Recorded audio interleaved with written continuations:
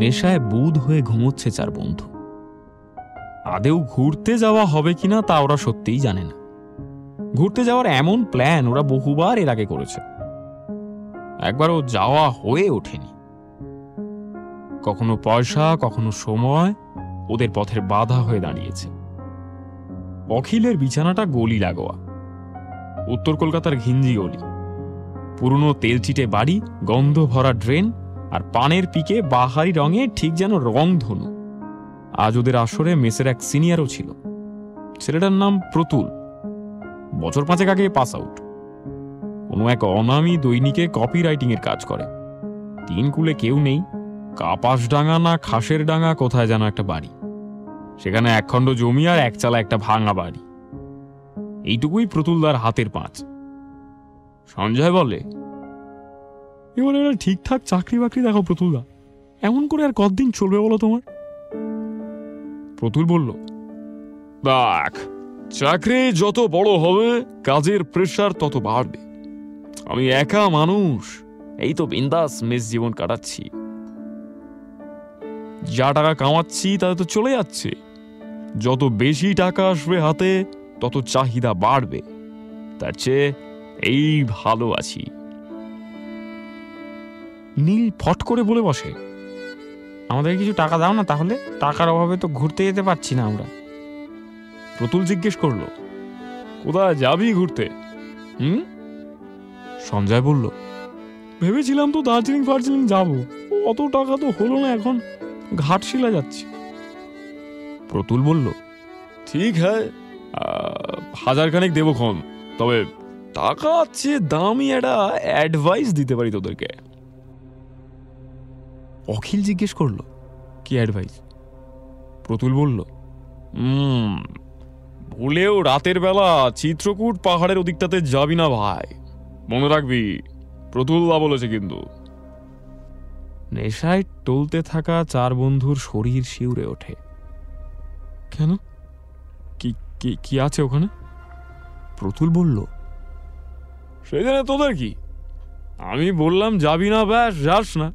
আর হ্যাঁ, আরেকটা কথা, পূর্ণিমার চাঁদে সুবর্ণরেখার জলে এমন অনেক দৃশ্য দেখা যায় যা এই পার্থিব জগতের নয়।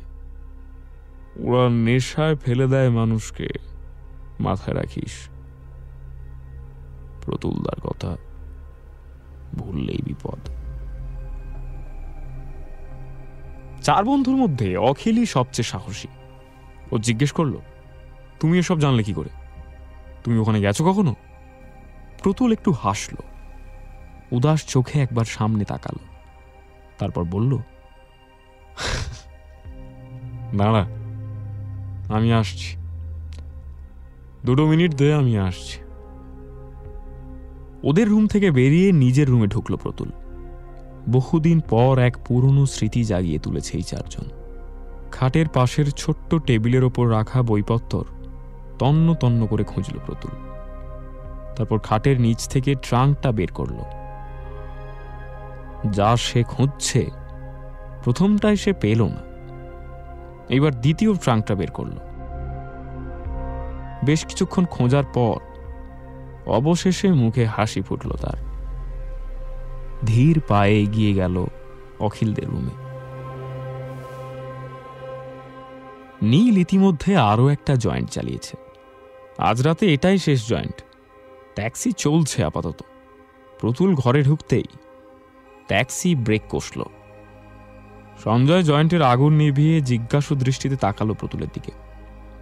প্রতুল বলল, দেখ তো, এই ফুলটা তোরা কেউ চিনিস কিনা? কথাটা বলে একটা প্রায় শুকনো ফুল ওদের দিকে এগিয়ে ধরল প্রতুল। ফুলটা শুকনো হলেও একটা মৃদু ঘ্রাণ এখনো লেগে আছে।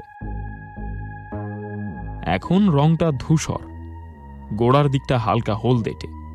প্রত্যয় বলল, দেখে তো পলাশ মনে হচ্ছে। ঢুলু ঢুলু চোখে প্রতুল হাসল। পলাশি, কিন্তু লাল পলাশ নয়, সাদা পলাশও নয়, এটা একটা ধূসর রঙের পলাশ। ধূসর রঙের পলাশ। চমকে উঠল চার বন্ধু। তাই আবার হয় নাকি? পলাশ তো লাল রঙের হয়। রিসেন্টলি কোনো একটা খবরের কাগজে সাদা পলাশের নামও ওরা শুনেছে, কিন্তু ধূসর পলাশ। অখিল বলল, ধূসর পলাশ হয়? প্রতুল বলল, না না, হয় না তো। অন্তত আমাদের চেনা পৃথিবীতে হয় না, কিন্তু ওই পৃথিবীতে হয় যে পৃথিবীতে ওরা থাকে। অখিল জিজ্ঞেস করল, কারা? প্রতুল বলল, তা আমি জানি না ভাই। ওরা যে কারা তা কেউ বলতে পারে না। শুধু পূর্ণিমার রাতে ওরা ভেসে ওঠে সুবর্ণরেখার জলে। নীল জিজ্ঞেস করল, ভেসে ওঠে জলের তলা থেকে? প্রতুল বলল, তাও জানি না। জল নাকি মাটি, কিসের তলা থেকে ওরা আসে। দেখ, আমি জানি আলোর গন্ধে ম ম করা কলকাতার একটা মেস বাড়িতে বসে ফিজিক্সে মাস্টার্স করার পর এই কথাগুলো বলা আমার সাজে না, কিন্তু আমি এক বর্ণ বানিয়ে বলছি না। ওরা কে, কি, কেন, তার কিছুই আমি জানি না। প্রত্যয় জিজ্ঞেস করল, তুমি এই ফুল পেলে কোথায়? প্রতুল বলল, ওরা আমায় দিয়েছিল। বছর 8 আগে আমিও একবার ঘাটশিলা গিয়েছিলাম বন্ধুদের সঙ্গে। তখন ঘাটশিলাতে এত টুরিস্ট যেত না, রাস্তাঘাটের অবস্থা ছিল তথই বচ। গিয়ে জানতে পারলাম যে একটা দুটো হোটেল আছে, তা সব বুক। শেষে এক চাওয়ালা বলল যে সুবর্ণরেখার পাশে পলাশডিঙ্গি নামে একটা ছোট জায়গা আছে, ওখানে একটা হোটেল পাওয়া গেলেও যেতে পারে। আমরা 3 জন ছিলাম। দোকানদারের থেকে মোটামুটি একটা ঠিকানা নিয়ে একটা ভ্যানে করে বেরিয়ে পড়লাম। জায়গা মতো ঠিক যেটা পেলাম সেটাকে হোটেল না বলে একটা বাড়ি বলাই ভালো। একটা দোতলা বাড়ি। মালিক তার বউ আর ছেলেকে নিয়ে ওপরের তলা থাকে, নিচের তলার 3টে ঘরে 2টো করে বেড পেতে দেওয়া, এই আর কি। তারপর ওখানে গিয়ে থাকলাম, আর সেদিন রাতে খুব মাল খেয়েছিলাম আমরা। সুবর্ণরেখার ধারে প্রথমে রাম রাম শেষ করার পর দেশি, তারপর এই টলতে টলতে রুমে ফিরে গেল 2 জন বন্ধু। আমি তখন একা বসে রইলাম একটা টিলার ওপর। পূর্ণিমার আলোয় ভেসে যাচ্ছে পাথর জাগা সুবর্ণরেখার জল। কতক্ষণ বসেছিলাম আমি জানি না, হয়তো খানিক চোখ বুঝেও এসেছিল। হঠাৎ একটা বাঁশির শব্দ শুনে জেগে উঠলাম। এদিক ওদিক তাকিয়ে দেখি সামনে সুবর্ণরেখার ভিতরে একটা পাথরের ওপর দাঁড়িয়ে কালো একটা মানুষ বাঁশি বাজাচ্ছে। আমার বাড়ি গ্রামে, তা তোরা জানিস, ছোটবেলায় বহুবার আমি বাঁশি শুনেছি, কিন্তু এই রাতের মতো অমন অপার্থিব সুর আমি আগে শুনিনি। মনে হচ্ছে একটা করুণ বেদনার সুরের মধ্যে কেউ যেন সুনিপুণ ছন্দে আনন্দের রস ঠেলে দিচ্ছে। নেশায় ছিলাম বলে তখন মাথায় আসেনি কেউ কিভাবে ওখানে গেল। বাঁশি বাজাতে বাজাতে লোকটা একসময় আমার দিকে ফিরল। আমাদের মধ্যে প্রায় 100 মিটার দূরত্ব। তাও আমার মনে হলো লোকটা আমাকে দেখে একটু অপ্রস্তুত হয়ে গেছে। বিরক্তি নিয়ে বাঁশির আওয়াজ থেমে গেল।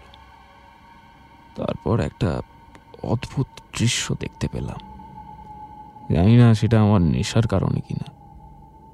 দেখলাম লোকটা জলের ওপরে জেগে ওঠা পাথরের ওপর লাফিয়ে লাফিয়ে আমার দিকে আসছে। তোরা তো যাচ্ছিস, ওখানে গেলে দেখতে পারবি যে পাথরগুলো এতটাও কাছে নয় যে লাফিয়ে চলা যায়। তো মনে হলো গ্র্যাভিটির অপোজিটে গিয়ে লোকটা লাফাচ্ছে।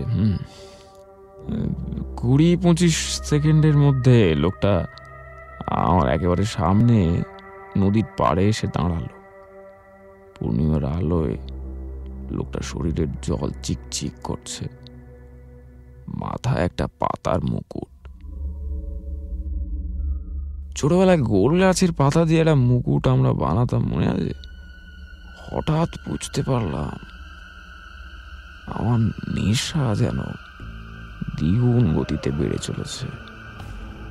লোকটা এক দৃষ্টে আমার দিকে তাকিয়ে আছে। কি শীতল সেই চাকুনি! দেখে মনে হচ্ছে যেন আমার চারপাশের বরফের বিশাল বিশাল সব চায়। সর্পিল গতিতে চাইগুলো সব এগিয়ে আসছে আমার দিকে, আমায় পিষে মারবে বলে।